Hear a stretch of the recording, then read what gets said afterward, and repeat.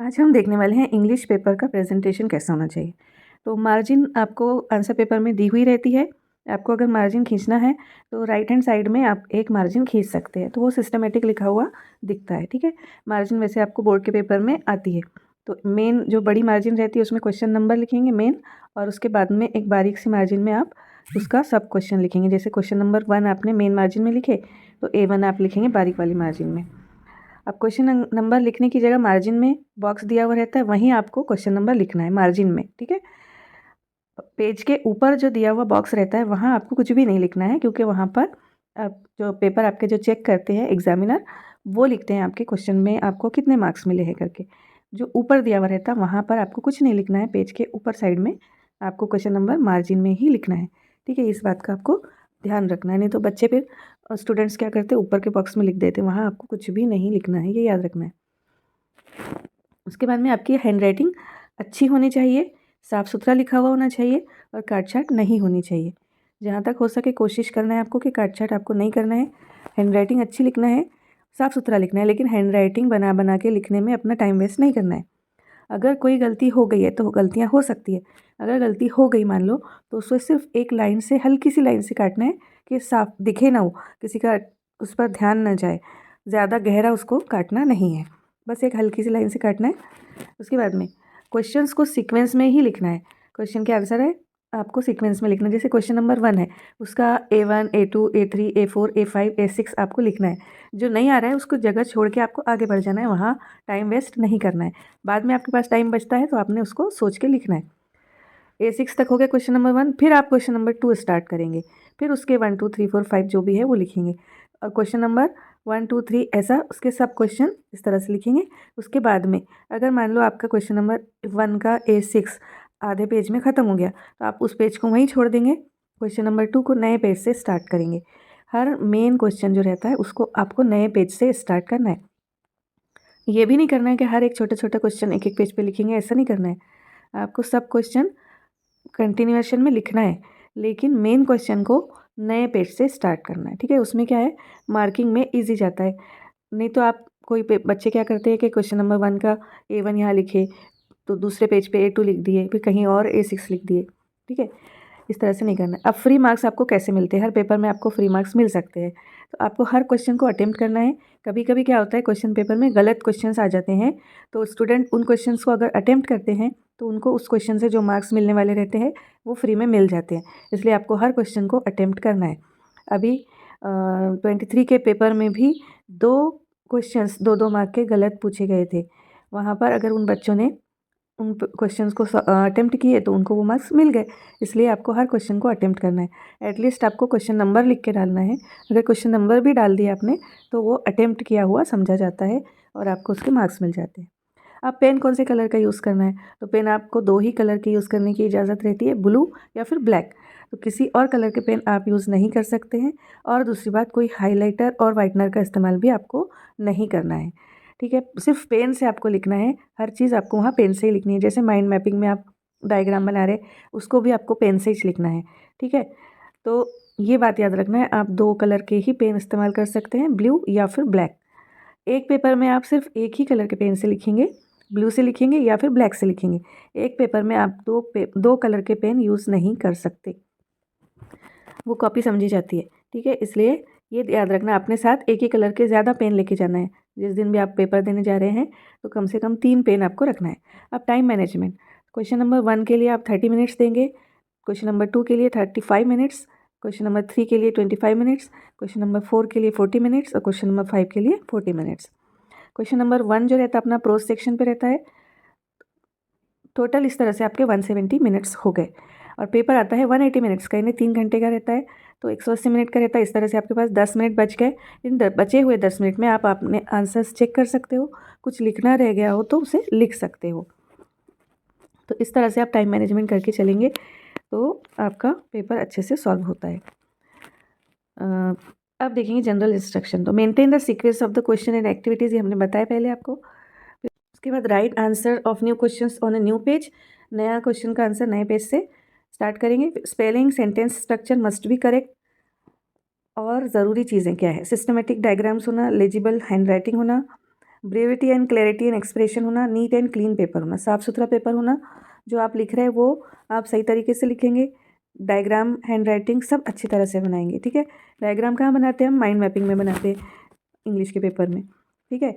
तो इस तरह से आप पेपर को इस तरह से सॉल्व करेंगे। स्पेलिंग पर भी ध्यान देंगे, सेंटेंस का स्ट्रक्चर भी सही लिखेंगे, तब आपको फुल मार्क्स मिलेंगे।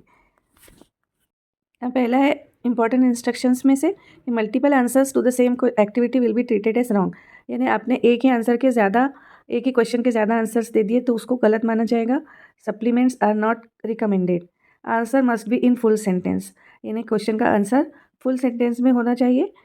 Wave diagram, flow chart, tree diagram, table must be presented exactly in answers.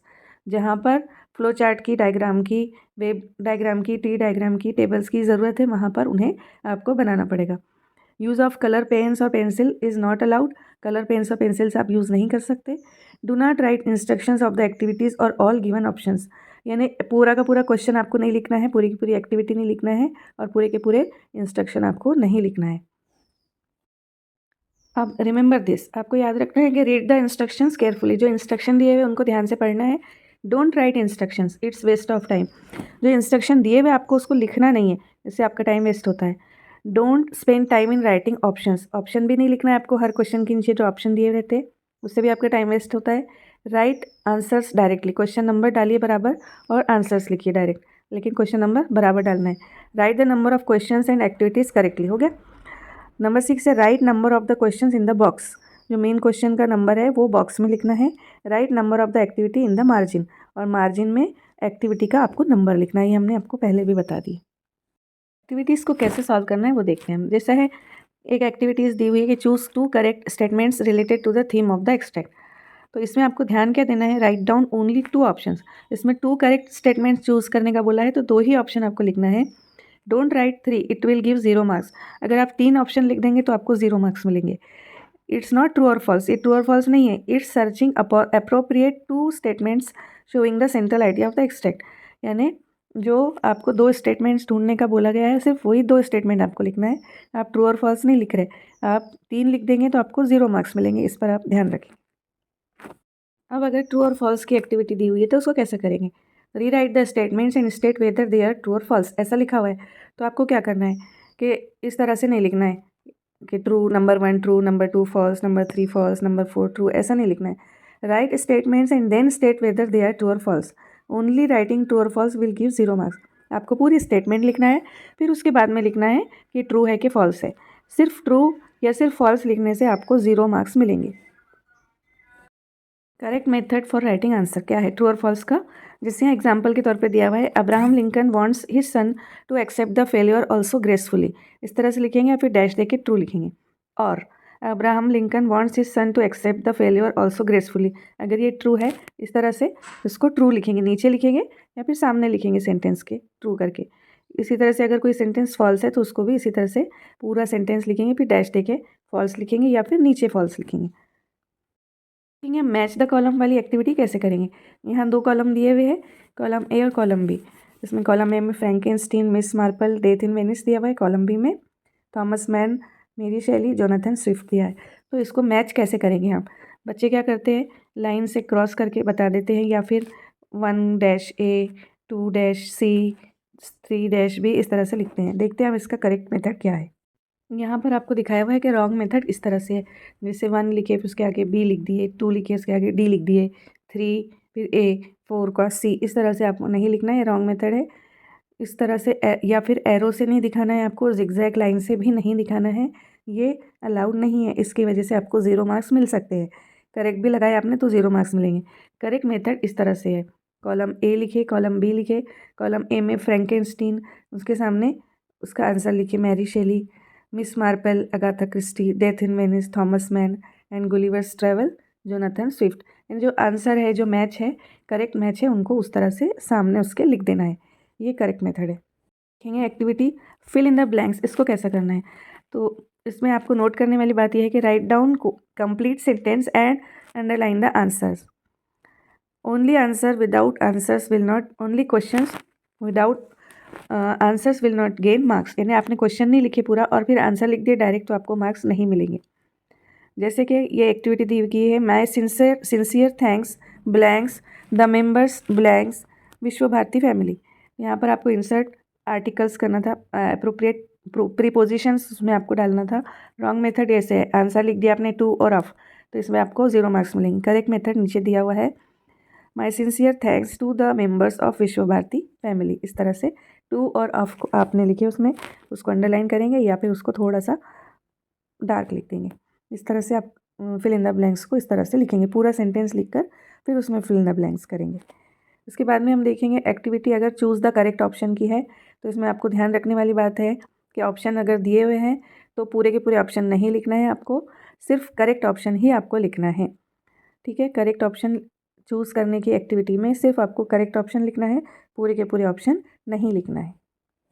इसकी एक्टिविटी दी हुई है कि ही इज़ डूइंग इट। इसमें क्या करना है आपको, choose the alternative showing the correct tense used here. इस सेंटेंस में कौन सा टेंस यूज़ किया गया है वो आपको इसमें से ऑप्शन चूज़ करना है। ऑप्शंस दिए हुए आपको, present perfect tense, present progressive tense, present past progressive tense, present progressive tense, simple present tense. तो ये कौन सा है, प्रेजेंट प्रोग्रेसिव टेंस यानी कंटिन्यूस टेंस। तो उसको हमने जो ऑप्शन दिया हुआ है करेक्ट, वो हमने उसका आंसर लिखे। ठीक है, इस तरह से आंसर लिखना है आपको। पर्सनल रिस्पॉन्स टाइप के जो क्वेश्चंस रहते हैं उसमें आपको किस तरह से लिखना है। तो क्वेश्चन नंबर 1 के ए में A4 आता है personal response type. Question number 2 के भी ए में A4 वाला जो क्वेश्चन रहता है वो पर्सनल रिस्पॉन्स टाइप रहता है। और क्वेश्चन नंबर 3 के ए में भी आपको पोएम का जो क्वेश्चन रहता है उसमें A3 जो रहता है वो पर्सनल रिस्पॉन्स टाइप रहता है।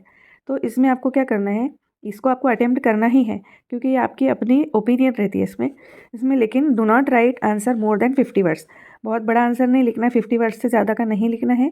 और आप अपना रिस्पॉन्स अपने हिसाब से लिख सकते हैं, आपकी अपनी राय होती है वो। उसके अलावा आप ज़्यादा टाइम इसमें बहुत लंबा आंसर लिखने में मत वेस्ट कीजिए। अब ऑटोबायोग्राफिकल पैसेज को कैसे सॉल्व करना है, तो यहाँ पर आपको कॉपी नहीं करना है उसको एज इट इज़। जैसे माय है तो उसकी जगह आप हिज या हर करेंगे, मी की जगह हिम और हर करेंगे, वी की जगह दे लिख देंगे, और की जगह देयर करेंगे, एंड अस की जगह देम करेंगे।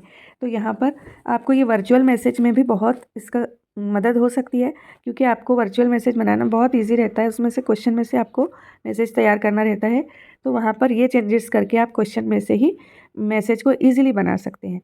ठीक है, तो ये बातें ध्यान रखिए और अच्छे से पेपर को सॉल्व कीजिए, फुल मार्क्स हासिल कीजिए।